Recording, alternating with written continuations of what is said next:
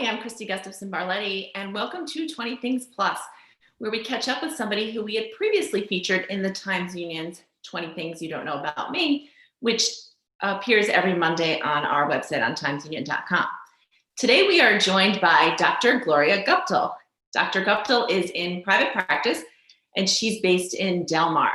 And I'm sure many of you, when I say Guptill, recognize that name because she is one of the many Guptills, which is part of the Guptill Skating Arena fame. Hello, Dr. Guptill, welcome. You can call me Gloria. Hi, I'm how sorry. are you? I call you Gloria in emails, and I'm like, no, I'm going to call her Dr. Guptill. So No problem. Thanks for having me. So I want to talk to you a little bit about one of the reasons we invited you here today, and I know we're going to talk about your blog but because I keep seeing on Facebook, you have this great blog on Facebook where, you'd always kind of give medical tips and health and fitness and talked about preventive care and that kind of thing. But since about March, April, it turned into giving people really fact-based information on coronavirus and local statistics and things like that. So I do want you to talk about that a little bit, but I'm just saying that's one of the reasons we invited you, because I look forward to seeing what you'll post each day because it's always interesting, reliable information. Thank you. But first, we're going to catch up on two of your previous things. Yes. So let's start with that. And it is one about being a physician, working locally, and talk to us a little bit about this and how your job has changed since March, April. I'm guessing you're doing a lot of televisits and things like that. Yeah. So before the whole pandemic, we didn't really do any telemedicine. It was all inpatient visits. But now we're doing a lot of phone visits, a lot of telemedicine, and I actually love it. And I think patients do too. I'm pretty much invited into their home. It's almost like the new, home visit. In the old days, doctors used to do home visits. But with telemedicine, you're able to see the patient inside their home, inside their surroundings. You kind of meet some of the family members, you see their kids. So it's actually a lot of fun. And you can still help them. I mean, you can diagnose a lot of conditions right over the phone. And then if they do need to come in, we make accommodations. We kind of bypassed our waiting room. We just are doing whatever we can to make people comfortable. So when they do have to come in, they're not apprehensive about it. But medicine definitely is much, much different than it was before the whole pandemic. Is there any specific thing, a condition or something else that people might think, oh, there's no way that could be diagnosed over a televisit, but that it really can be? Is there something where you think, well, no, they'd have to see me. And then in reality, you were able to diagnose something like that with a televisit? Yeah, I mean, honestly, with a lot of respiratory symptoms, believe it or not, we can start with a telemedicine visit at least. Like a lot of people right now, it's allergy season. So people are sneezing, they have itchy eyes, and they're worried about COVID, obviously. And we can talk on the phone and I can see them and we can kind of try to sort through those things. And if they do need testing, then we can set them up for the testing without them ever having to come into the office. So things like that, even things like strep throat, they can actually show me their throat with a light. That's cool. Yeah, even rashes. I mean, they can, touch their rash. I can see if it blanches. So you would think, how can she possibly diagnose a rash? But, shingles is pretty classic. So if I see your rash through the computer, it's almost the same as seeing you in person. Oh, that's very interesting. That's actually really good to know. And it's nice too. You're not sitting in a waiting room. You're just sitting at home waiting to connect with your doctor. Okay, great. Now let's move on to the next one. This one, I remember you saying originally how you like to take car trips and you like to travel and kind of explore the capital region and beyond. And you had said you especially like to do it in the summer and fall. So talk to me a little bit about what are some of the trips you've taken this summer when maybe you're going to places. I know you're big on social distancing. I've seen you post it on your blog. You're probably not going to the crowded places that you may have gone to previously. So how has that changed? Exactly. I mean, with the pandemic, it's not safe to do, a lot of the things we normally would do. So our driving hobby definitely has been, because you're in the car, you're with your immediate family. And if you go to some place that you can easily social distance, it's actually a pretty good idea. And it gets you outside, which is important, because the risk of outdoor transmission of COVID is very low. So we actually went to Mount Greylock in Massachusetts recently, which is really cool. It's the highest peak in Massachusetts. And you can see, really far in a clear day. There's, before all this, we went there before too, there's like a little restaurant on the top that we would skip obviously right now with the pandemic, but you can pack a picnic, there's hiking trails. It's just like a beautiful thing to do. My daughter's 4, so we can't take very long drives because you know how that goes. So we look for like hour-long drives, and she likes it too. She packs up her stuffed animals and we go for a picnic. And it's safe, it's fun, it gets you outside. So that's one place that we did. Now I know, I remember you are a big car person. You love cars, and didn't you, was it a Porsche or a Ferrari that, Porsche. is that what, did you take that up Mount Greylock?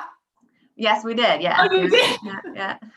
That's awesome. It's well paved, actually. Oh, is it? Okay. Because I sometimes see, not that I can picture somebody putting a bumper sticker on a Porsche, but I have seen the bumper stickers that say this car climbed Mount Greylock. Yes, yes, yes. All right, now let's talk about some 3 new things that you brought to us. Yes. 3 things that, this I touched on this in the beginning, but this is your blog, and I'm fascinated too by how quickly your followers and your shares and your likes grew with this as well. And so tell us a little bit about what gave you the idea to kind of transition, besides the obvious, and what encouraged you to keep going. Okay, so I actually started my blog about a year ago. And at that point, it was just for patients who would like search me out on social media. I didn't, publicize it or tell people about it really. And it was just to share, up-to-date information on diet, exercise, that type of thing. But when this whole pandemic started, I wasn't actually seeing a lot of patients in the office because they were scared to come in. It wasn't, a safe thing to do. So I had some downtime at that point to, try to see what I could do to help educate people. And I was doing a ton of research, and I still am. So I started the blog as a way to help share my research. And with the news, one channel says one thing, another channel says another thing. People are confused. It's stressful. So I tried to kind of sort out all the extra, bias pretty much, and the political nature of everything, and just give the facts and, my advice on what to do to stay safe, because that's what's, the most important. Well, I will say I like that. I noticed that at the end of a lot of your posts, you'll say, here are my sources. And I think that's the key. It's not, here's my source. It's say, here's my sources. Exactly. And you lay out a variety of different sources that really show that you're focusing on facts, you're focusing on science, you're focusing on data, along with, here are some of my tips. Like I know you said recently, stay outside, just like you did here, not stay outside, but be outside, do activities for sure. as you can, and things like that. Now, I remember you saying that you had one post especially that did incredibly well, tons of shares and likes and things like that. What was that about? So that I actually did that here at work because I saw a patient who told me that she cannot breathe, she cannot wear a mask, and she's healthy. She thinks she had mild intermittent asthma, which is well controlled, to use an inhaler like once every few weeks. So I proved to her, I said, yes, you can breathe. So I had her put her mask on, I checked her oxygen level, she got blood work afterwards, her carbon dioxide level was just fine. Because it's not comfortable. They are hot. No one wants to wear a mask. I mean, it's horrible, honestly, but you have to do it. It's all we have at this point. So I put 3 masks on in my office. I wore them around for 20 minutes. I checked my oxygen sat, and it's normal. I mean, you can't convince everyone. I still have those people who write comments about how I'm, a liar or whatever you want to say, but I'm just trying to, share the truth. And that post actually took off. It reached over 1 million people. I think it had, 10,000 shares, which is good. That's my whole goal, is to share the truth and tell people, yeah, masks are not comfortable, but it's all we have. So please just wear them. When you go into an indoor space, you're doing it to protect everyone. Absolutely. Look, I am team mask all the way, but so thank you. All right. Now the next one is about the flowers. This is not at all controversial or political. We're just talking flowers. I remember you saying in your original 20 things that you liked flowers, and now you've been planting some of your mom's in your garden and things like that at your house. Yep. So growing up, my mom had a huge flower garden, and she still does. So when I bought my house a few years ago, she let me transplant a lot of her bushes. So my favorite are peonies, and I have, all the different colors at this point. And I just love, pruning them. I love picking them. I love smelling them. It just gives me like so much happiness. We're in a very stressful world right now. And honestly, something little just like that just, brightens my day. So I just love everything about it, except weeding.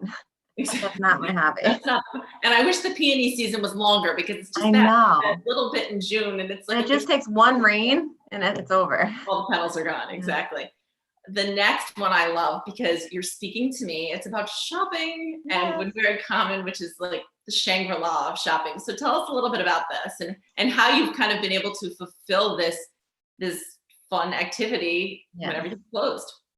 So I love shopping, and actually it started in med school, because in med school we would have a test every 2 weeks, and as soon as the test was over, they gave you your next syllabus, which was like this thick with 10 textbooks, and you had 2 weeks to learn everything in that.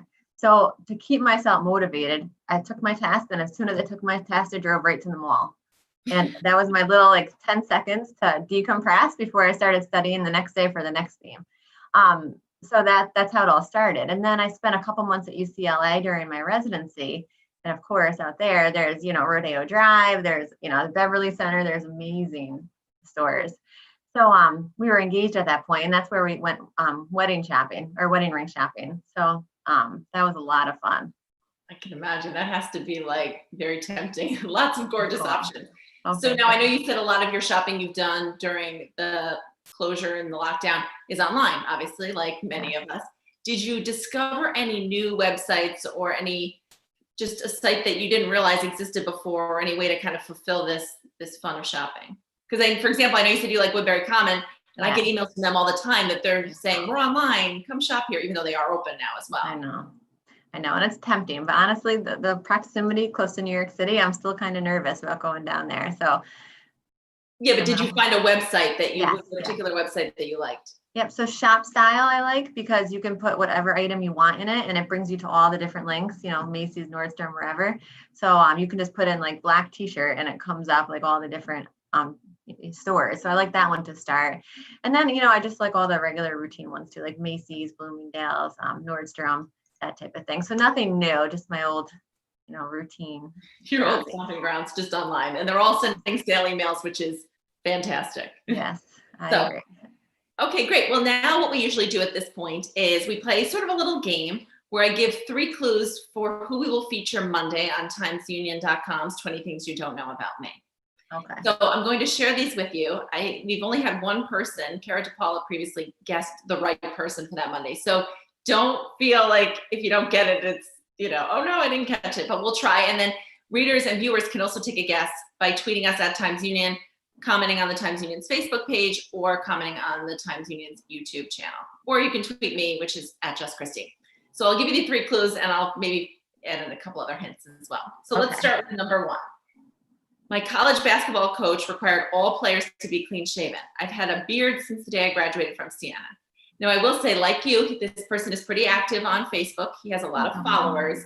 And in every photo, he's got a good beard. Not quite like Abe Lincoln beard, but it's a good dark beard going on.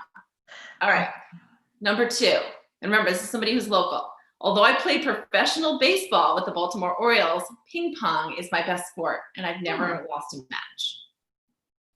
And the third one this is about he was on Shark Tank. So after applying more than 15 times, I was finally invited to be on season 3 of the hit TV show Shark Tank. So his company it's gotten more popular it's a business you would use more often now during the pandemic. And it makes sure that you're fed, that you're well fed. You might not know his name, but any guess on what the business may be? I have no idea. Well, all right. So it's similar to a Grubhub, but it's called Melio. Okay. Oh, yeah.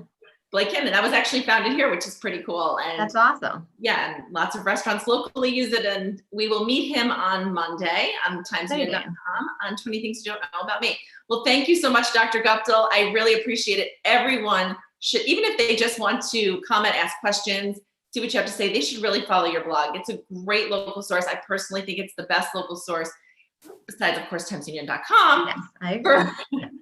for coronavirus information. And because you interact with followers and readers too, which is really nice. People can ask questions, and it's so comprehensive all the time. So thank you for doing that. You're providing a great service locally, and we appreciate it. Thank you for joining us today. Thank you so much. Have a good day. You too. Bye, Dr. Guptill. Thanks. Bye.